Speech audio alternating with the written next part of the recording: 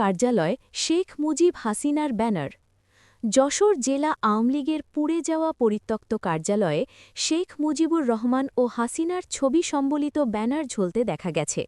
মঙ্গলবার ১৭ ফেব্রুয়ারি সন্ধে ৭টার পরে শহরের গাড়িখানাস্থ পরিত্যক্ত দলীয় কার্যালয়ের ছাদের সামনের দেয়ালে ব্যানারটি ঝুলতে দেখা যায়। তবে কারা ও কখন ব্যানারটি টানিয়েছে তা কেউ বলতে পারেনি। এই ঘটনার ছবি ভিডিও সামাজিক যোগাযোগ মাধ্যমে ছড়িয়ে পড়লে আলোচনার সৃষ্টি হয়। পরে রাত ৮:৩০টার দিকে কোতোয়ালি মডেল থানার পুলিশ যেয়ে ব্যানারটি নামিয়ে তাদের হেফাজতে রেখেছে।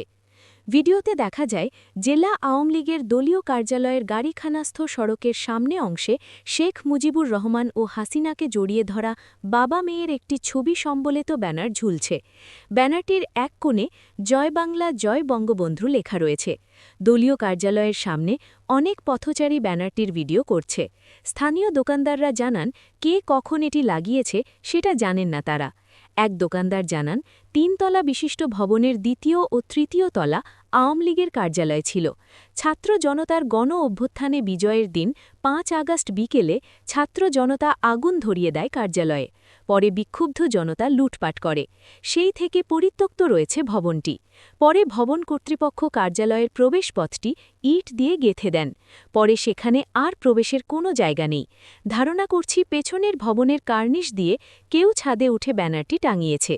ভিডিও ছড়িয়ে পড়লে ও স্থানীয়দের খবর শুনে কোতোয়ালি মডেল থানা ও কসবা পুলিশ ফাঁড়ির সদস্যরা ব্যানারটি নামিয়ে তাদের হেফাজতে নেন।